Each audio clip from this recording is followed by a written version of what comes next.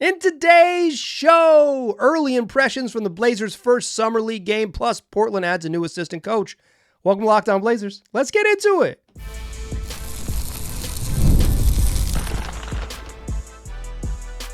You are Locked On Trailblazers, your daily Portland Trailblazers podcast, part of the Locked On Podcast Network. Your team every day.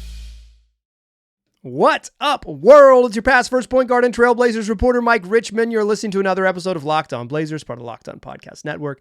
Available wherever you get podcasts and also on YouTube. Thanks for making the show your first listen, coming at you each and every weekday, Monday through Friday. So make it a part of your daily routine. Make it your first listen. Tell your friends to do the same. It's Locked On Blazers, your team every day. In today's show, we're going to talk about the Blazers' first Summer League game, a loss to the San Antonio Spurs. Our focus will be on the roster guys, particularly the main roster trio of Donovan Clingan, who we got our first glimpse of, plus second-year Kris and second-year Rayan Rupert getting back into Summer League, and we'll talk about what we saw, first impressions from those three, and we'll also talk a little bit about the two-way guys. Bryce McGowan's making his Blazers Summer League debut, and Justin Minaya getting in on the action as well. And we'll close the show talking about Ronnie Burrell, who joins the Blazers coaching staff with a little bit of experience in the player dev world for likely what is behind the bench role on Chauncey Billups' staff. That's today's show. Let's get into it. Blazers open up their Summer League on Saturday evening, and they lose. And they look pretty bad in the first half. The games don't matter. The box score doesn't matter. What matters in these, I think like the rosiest explanation of the Summer League games is it's like they truly are meaningless. You would rather play well than play poorly. You would rather have the team look good than look bad. But in the grand scheme, the big picture, it doesn't really matter. The Blazers roster is full. No one's playing for a spot on this roster. They may be playing for a final two-way spot, but I don't think we saw anyone who played on Saturday night who's in the running for that final two-way spot. Like I think this was a pretty bumpy start to Summer League, and I will say that the Spurs had played in the California Classic, so they had played 3 games prior to this, and they just looked way more organized, particularly on defense, just more organized. Really got after it. They kind of beat the snot out of the Blazers, and then Portland made a late comeback to make it look closer than it ever actually was. But I don't care about the box score. In fact, I am not going to mention box score stats in this one. I want to talk about the game in depth, but I think what you see, like the form and function, is more important than the statistical outputs of it. Sometimes you can't avoid it when talking about this stuff, but I think it's easy to talk big picture and the minutia without getting caught up in numbers that don't matter. Let's start with Donovan Clingan. He's the big one here, right? He was figuratively, literally, 7th pick in the NBA draft, a giant person, 7'2", 280. And this was our first look at him. You know, I mentioned in on Friday's show, shout out to my everydayers. Appreciate you listening every day wherever you get podcasts and also on YouTube. But I didn't care about Donovan Clingan's shooting. There was there's 12 other things, particularly on the defensive side of the ball, that I want to see him be good at first. My theory with young players in the NBA is make your strength strong, then worry about other stuff. I think everyone, when we talk about basketball, what can't this guy do? What can he add? Well, I don't care. I don't care about what Donovan Clingan can add. I want to see what he's supposed to be a gigantic rim protector. Let's see him be a gigantic rim protector and then move out from there. And I will say, of the positives of this game for Donovan Clingan, him being really big was a positive. And I mean that unironically, and my tongue is out of my cheek. Like him just understanding that he's very big was a positive. Early in the game, he had 2 contests where he didn't leave the floor. He just rotated over, got his hands up, crowded someone's feet, and was like, I'm gigantic. One of them credited with a block, the other one not credited with a block, but, same thing. He deterred the shot just because he was big and in the way. And I think that was the strength of his game in game 1. But the first shot attempt he took was a three-pointer, and it was kind of an antsy three-pointer. And by antsy, I mean it was, 3 minutes into the game roughly, and he hadn't got they tried to throw him one pass in the post, but he got fouled on the post catch. But he hadn't really had a true offensive touch because he didn't even catch that. They blew the whistle dead before he got into his hands. So it's he hadn't a true offensive touch. The Blazers are playing without even close to a quality point guard. So it's it felt like watching him that Clingan was I don't know where I'm going to score. I don't know where I'm going to get my shots in this offense. So if I get a clean look at the top of the key, I'm firing. And clearly he had the green light to do so, and he missed badly. And it's his first shot attempt, 7'2", 280 is for a guy who shot 9 3-pointers in college is a 3 in Summer League. That's bad. That's a bad omen. if you are a long-time listener to the show, again, shout out to my everydayers, you know that like, even though I was like, yeah, I think Clingan is like a fine pick at 7, what I had consistently said through the draft process was that I am not 100% sure what he does on offense, like how he's going to be effective. I think he could be a passer, but like his own offense, how does he score? He's not a direct post-up guy. Like he's not, don't confuse him with Zach Edey. That's the other dude. But like, I don't understand. During the scouting process, it was hard for me to see clearly like, oh, this is how Donovan Clingan is going to score. This is how he's going to be, impactful on offense. That kind of came together. And when he shoots that 3 early on, it's like, ugh. He didn't have a good offensive day. I think he missed some shots that he can make, but he also just like, he clearly doesn't have like elite touch in that area and elite feel. The Blazers are playing with no one who's even close to a point guard. It remains incredibly silly that they didn't have Scoot Henderson play 1 game, much less 2. Like I haven't, pardon me if I've missed this, please email me, lockedonblazerspod@gmail.com. I haven't seen like a formal explanation from anyone as to why Scoot isn't playing. The obvious is like the Blazers don't think it's valuable. They'd rather have him work on like personal skill work, whatever. I don't buy any injury concern stuff. You can get hurt playing basketball at any time, whether you play it in a pickup game in Los Angeles or in a more organized game in Las Vegas on television. It's like, I don't buy that. And if you're worried about guys getting hurt, you're in the wrong business. It's basketball. So like, probably just they don't see like specifically summer league as valuable. But man, is Donovan Clingan in a bad spot. One of my notes, I'll show. Here's the notebook. Real life. One of my notes from this game is like, this is the early second quarter. No one can pass. Nobody. They try to throw him lobs, terrible lobs. They couldn't get him on screen rolls. They couldn't find him in the pocket. They couldn't find him at the rim. They couldn't find him on seals. They just turned the ball over. It's like brutal. So some of Clingan's like, he doesn't look good on offense is because he's in like the worst possible ecosystem for someone with his skill set. A center without range who needs a good setup man to get him and to maximize what he does well on offense. He just doesn't have that. He doesn't have a secondary guy who can do that. He doesn't have anybody. So like, I think Clingan didn't play well on offense and he's also in a bad ecosystem. On defense, I thought he was pretty good. I said I wasn't going to mention the box score, but I'll say one number. He blocked 5 shots according to the box score. I think that sort of overstates his overall defensive impact, but I do think in general what he was very good at is being big. 2 of those blocks were kind of in semi-transition where guys like pushing off a miss and Clingan is back and he can help cleanly because he's not worried about anyone behind him in the dunker spot, and he just comes over and swats one out of bounds. One early in the third quarter, one in the fourth quarter on Stephon Castle. Like he looks good in those situations. He wasn't like swatting everything in half court settings and like and all that. But I thought in general, like there wasn't any reason to worry about his defense. I don't think it was like you looked at him and were like, elite Rudy Gobert. I was like, yeah, he looks like he has some, like that's where he's going to be impactful. It was like very clear, like that is the side of the court where he's going to be good. I hate the 3-point shooting. There's no reason to do it. And then one of the changes I like from the Blazers is they came out in the second half and they gave him 2 high post touches. One at the elbow, nothing came of it, but he got a touch, got to make a read and made a play. And then they ran like a delay action. And I don't say that to like give you too many terms or show off my knowledge of NBA playbooks, but like you're going to hear like Lamar Hurd say that on the broadcast and you're going to hear other people talk about it. Delay is, it's a bunch of different looks, but the action starts with the center at the top of the key and then 2 guys in the corner, 2 guys on the wings, and you can run a cajillion different things from there. And they ran an early in the third quarter, like the second or third play. In my notebook, it says the third play, but the notebook is not always 100% correct.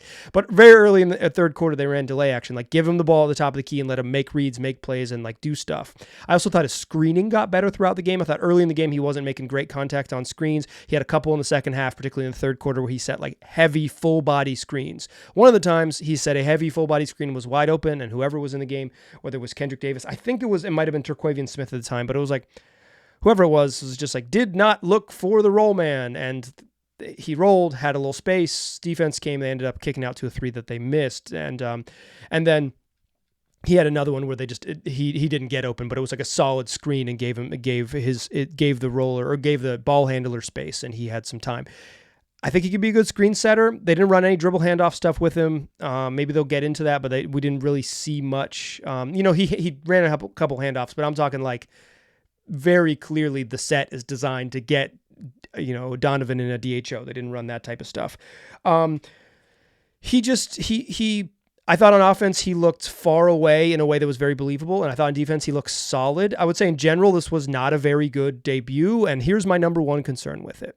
Offense, I'm not worried about. He stopped shooting threes in the second half. That felt better. That felt like a good choice by both him and the coaching staff. On defense, I think he showed that he can be something a little bit like something special on that end. Although, I thought early in the game, the Spurs got whatever they wanted at the rim, particularly in transition, and it is what it is. But I think defense was generally positive. Offense was very much negative. But the number one concern I had was his rebounding. 4 or 5 times. He got beat by a Spurs player when he was trying to finish a possession and grab a defensive rebound, and the Spurs player just moved around him and got an offensive board. That was 100% my concern. I'm not going to read the box score to you, but I know he had big rebounding numbers in the box score. Go watch the game. That's why you got to watch the game. The box score is a lie. Go watch the game. Getting beat by smaller guys to the ball on the glass is a bad sign. The way Clingan is going to be dominant is be good at the things you're good at. Have your strengths be strong. I'll say it again. Have your strengths be strong. His strengths are going to be protecting the rim. He's pretty good at it. And cleaning the defensive glass. Finishing possessions. That's the way he's going to be the best version of himself. Everything else builds from those strengths being strong. Grab every available defensive rebound because you're gigantic. You're going to be the biggest player on the floor nearly every time you play. Grab every defensive rebound and block shots. He blocked shots in this game. He deterred shots.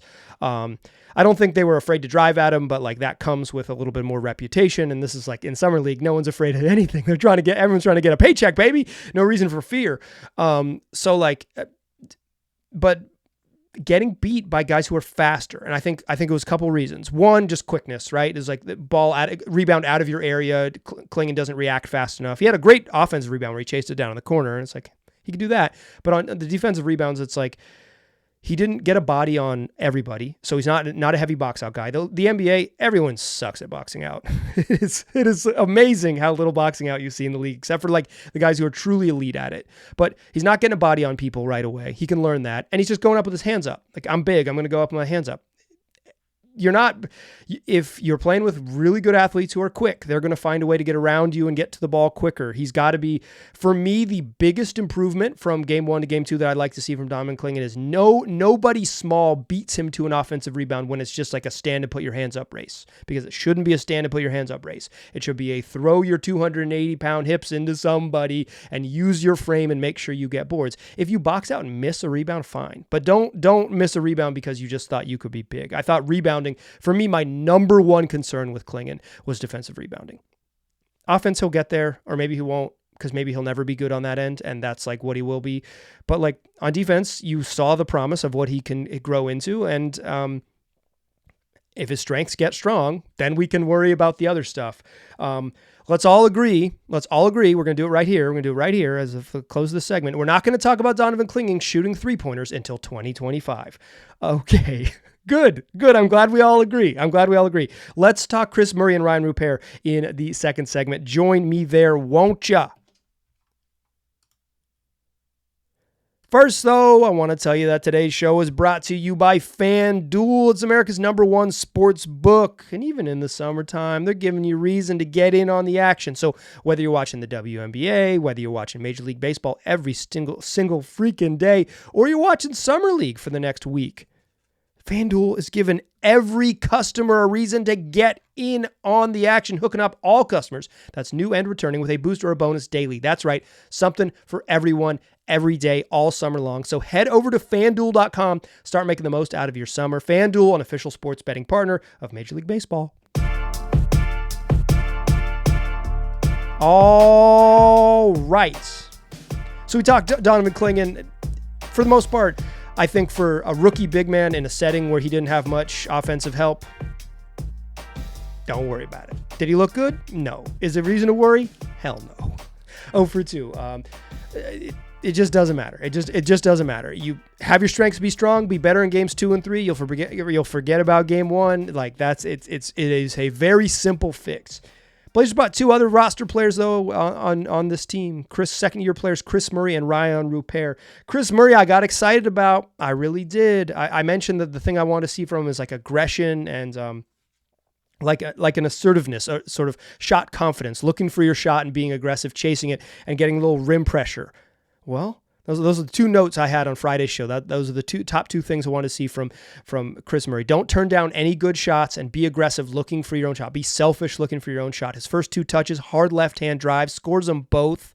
Let's go. I'm getting excited. I'm marking it down. Kris Murray's going to lead the show. Kris Murray's going to make a case that they can trade everybody because they got a bunch of young wings that can play. And then he didn't do anything. He took 4 shots in the first 4 minutes. He took 5 shots the remainder of the game. Kris Murray disappeared. He disappeared. And I think that's the worrisome thing, right? It's like, right away, you can when it's like, hey, here are the boxes you need to check. Be aggressive. Go make your plays. And he gets to his left hand, hard left hand drive. The first one, a physical hard left hand drive and finishes. You love to see it.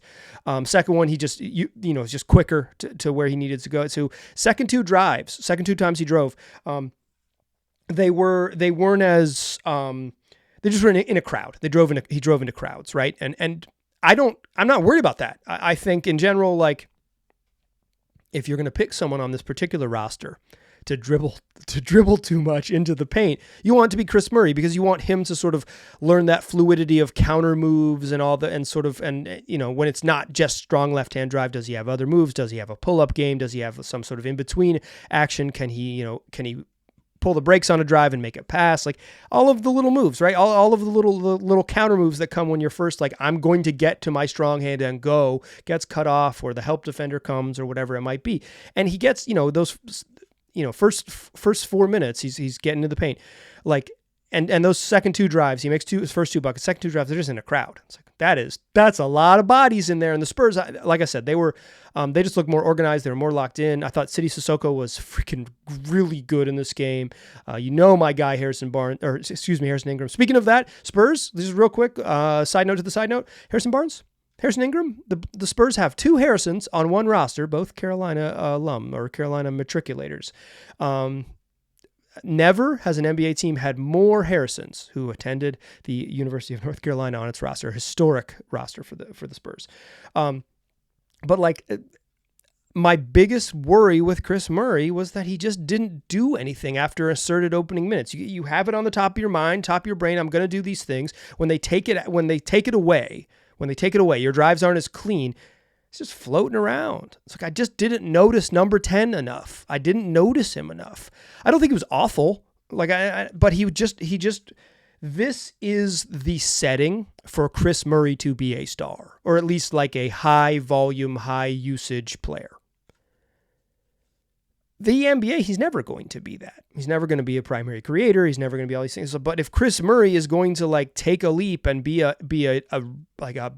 high level contributor in year 2, he needs to be able to be like at least loud at Summer League. Like, watching Stephon Castle, he did not shoot very well from 2. He shot a lot of bricks on mid-range pull-ups, but he was really good with his pace. I thought his pace was really good, and it's like he ended up. You look at the box score, you say, like, he did not have an efficient night. But you watch that game, you said he was in control. That dude was in control of the game.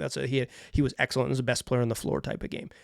I don't think Murray needs to be that, because he's not like a point guard, right? He's not going to run a cajillion pick and rolls, but just a little more assertive throughout. Don't end up in the background. The Blazers had such a stinky second quarter that things got away from them, and they came charging back in the fourth. But like, the real offense really just disappeared in the second quarter. I almost gave you a box score number there. That was a real mistake. Murray just needs to remember what he was trying to do in those opening minutes and translate that to 40 minutes of basketball, or however much he's going to play. He's going to play, like, 3/4 of every game, about a half hour. We need to feel Kris Murray. I want Kris Murray to be like, I want to be mad that Kris Murray took too many shots in game 2. That's the biggest. It's like, wow, Kris Murray was chucking. I would much rather have that experience to be like, did he play in the second half? Did he get hurt, or did he play? I think he had a late 3-pointer, but it's like, I would have liked to see a lot more of him. Rayan Rupert had about as bad a first half as you would have been worried about. he was just losing the ball, driving into traffic. He was making horrendous passes, both horrendous passes that are like too ambitious and just like also just a normal run of the mill bad pass where he's not threading the needle and trying to throw a pass through a couple defenders. Just his decision-making was not his awareness and decision-making, awareness on drives and decision-making, pass shoot decision-making, just really, really, really tough in the first half. I was hoping for a little more positives from Rupert. I thought he turned around a little bit in the second half. I don't think he was like, I wouldn't give him a capital G good second half, but I think he was decent. He had a transition bucket, finished with his left hand, and hit a 3-pointer in the fourth quarter. But like, Rupert's obviously like a project, right? He's a 20-year-old who's drafted in the second round. Like, you don't need, it's not like, oh my God, he can't play. I feel much different about Murray. Like, he's a little bit older. I believe he's turned 24 already. He's played 3 years in college. Like, it's like he needs to be able to be pretty good in this setting. Rupert's not the same thing. Like, Rupert doesn't need to be like excellent in this setting. But he does seem like he's still just like the sharpness of his game. He has a lot of physical tools, and he has shot the ball well in the NBA level. Or at the NBA level, he hasn't shot like, he's not like a lights out shooter, but he's like shot it better than I would have thought. But it's all the other parts of his game. It's like, how does he score inside the arc? How does he create for others and himself off the dribble? He mentioned prior to this this run of in summer league that he wanted to be more of like a creator and on-ball guy, and like he certainly got some opportunities early in this game, and they were all bad. And then he didn't get the same type of reps in the second half as an on-ball guy, but he made better. He just like simpler. He just made the game simpler, and sometimes that's it. It's like, I thought I was gonna do more. Doing more is too much. I'm gonna do less and try to be more impactful, doing a little bit less. I think what Rupert needs to do early in games is just make it simple, right? He's a catch and shoot guy in the league. What if he takes a couple catch and shoot shots and then tries to get into his stuff? Like him just catch, slash, get into the paint. It's like he dribbled it off his knee. He dribbled it into a crowd. He threw the ball away, getting caught in the air. Like it's just, he threw the ball away, trying to throw it back out to the top of the key from the wing. It's like, just chill. Maybe get some simple shots, like take a jumper, simple shots, and then see what you can do from there and build out. Murray and Rupert were pretty underwhelming. Clingan was pretty underwhelming. The Blazers weren't very good. But here's the truth. It doesn't really matter. One game in Summer League doesn't matter. This week as a whole, playing well is better than playing poorly, but one game doesn't really define you. If they were rocked in this game, one game wouldn't really define them. I would say that there are clear things to work on. With Clingan, I just don't know that the Blazers brought enough offensive players to help him on offense, but be an elite rebounder. Be an elite defensive rebounder. With Murray, just be more assertive. Fail more. Be more assertive. And with Rupert, simplify it and then build. Simplify and then build. That would be my like sort of basic coachy keys to this one. Those are my unsponsored. No auto dealership sponsors those keys to the game. Shout out to Lamar Hurd. But like, they can get better. And if you improve from game 1 to game 4, you can have a successful summer league. Like the results of these games truly don't matter. Okay, let's talk Blazers' new assistant coach. They got one. That's what we'll do to close the show. Welcome to the squad, Ronnie Burrell. Join me in that third segment, won't ya? First, though, I want to tell you about eBay Motors and the 3 words that you always need to know: passion, drive, and patience. The formula for winning championships is also what keeps your ride or die alive. eBay Motors has everything you need to maintain your vehicle and level it up to peak performance. Superchargers, roof racks, exhaust kits, LED headlights, and more. Whether you're into speed, power, or style, eBay has you covered. eBay Motors got it. With over 122 million parts to choose from, your number one ride or die will always have exactly what it needs, because you're going to find exactly what you're looking for. And with eBay Guaranteed Fit, your parts are guaranteed to fit your ride every time or your money back, because with eBay Motors, you're burning rubber, not cash. With all the parts you need at the prices you want, it's easy to make your car the MVP and bring home huge wins. Keep your ride or die alive at ebaymotors.com. Eligible items only. Exclusions apply. eBay Guaranteed Fit, only available to U.S. customers. Still a Bass first point guard. I'm still Mike Richmond, and you are still listening to Locked On Blazers. Blazers hired a new assistant coach. They had 3 coaching vacancies heading into this summer after They had one defection, and then they did not. Steve Hetzel left and joined the coaching staff in Brooklyn, and then they did not renew the contracts for Scott Brooks and also Rodney Billups. So they had 3 coaching vacancies. Those are two front of the bench. Yeah, front of the bench is the word I'm looking for, vacancies, and then a behind the bench role, more of like a player dev, deeper assistant as opposed to lead assistants. They've hired the 2 front of the bench guys in Kris Fleming and Nate Bjorkgren, and they still had this behind the bench role available, and they have clearly made that hire today. The team hasn't announced it, but Adrian Wojnarowski announced that the Blazers have hired assistant coach Ronnie Burrell, who spent the last few seasons with the Brooklyn Nets. Who's Ronnie Burrell? Let's get to know him. A 2005 graduate of the University of North Carolina at Greensboro. That's UNCG. Stand up, my triad people. Shout out to the Piedmont. Burrell did not make the league, drafted in 2005. Ronnie Burrell, out of the league, coaching. Ronnie Burrell spent 11 years playing professionally in France, Germany, and Poland, following going undrafted in 2005. Chris Paul, also drafted in 2005, playing for the Spurs this year. Burrell has had a decade-long career, entered coaching, worked his way through the ranks, and is now on an NBA bench. And Chris Paul's still playing. This journey began for Burrell. He actually has an interesting path. He plays professionally for 11 years. Then he's comes back and he's kind of out of basketball briefly and goes to Florida Atlantic and gets an MBA in sports management. Right? He's like, I'm gonna go to graduate school and I'm gonna work in sports in some form or fashion. And then he's like, maybe I want to get involved in coaching again. So he ends up working at IMG Academy and getting and becoming this sort of a player development coach. From there, he gets a job in a player dev and video assistant role with the Brooklyn Nets in 2018-19. That would be the first time he would cross paths with Kris Fleming, now a member of the Blazers coaching staff who worked for the Nets at the time. Then from there in 2018-19, when he's in this sort of ancillary interny type role, it's assistant to the video team type of role in Brooklyn, he joins the Long Island Nets, their G League team, as an assistant. That's in 2018-19, or excuse me, in 2019-2020. Then the following year, from that job he had in the G League, he gets hired to be a player development coordinator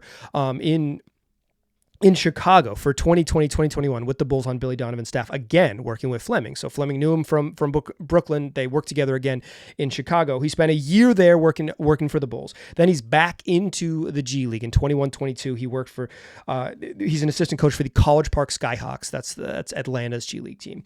And then in 22-23, he gets hired from an assistant coach in the G League to the head coach of the Long Island Nets, back to the Brooklyn Nets organization, head coach of the Long Island Nets, and he wins the freaking G League Coach of the Year. They're good. They rip off a 16-game win streak at some point. They started the season 0-4 in the showcase, and they come back in the regular season. It's a split season in the G League. They come back in the second half of the split season, and they're just freaking good. They just rip off a bunch of games. They only lose 4 times. And he's the coach of the year. A pretty impressive run for a guy getting his first head coaching gig at the G League level. And then from there, the Nets move him onto their bench. They say, okay, you clearly, you've got some skills, and Jacques Vaughn adds Burrell to the 23-24 Nets coaching staff on his bench. And now Burrell joins the Blazers as an assistant. This is almost certainly, he's worked from 2018-19. He spent 6 seasons. This will be, year 7 of coaching, all in player development roles, either in the G League or on NBA staffs where he's done development stuff, right? That seems to be his specialty. That's a behind the bench role. That is, if there's ever been one, that's a guy who sits behind the bench. You'll see, working a bunch in practice and doing all of those things, but this is basically the job Rodney Billups had. I can't really speak to what assistant coaches do, right? I can read the resume. I think G League Coach of the Year is an impressive part of the resume.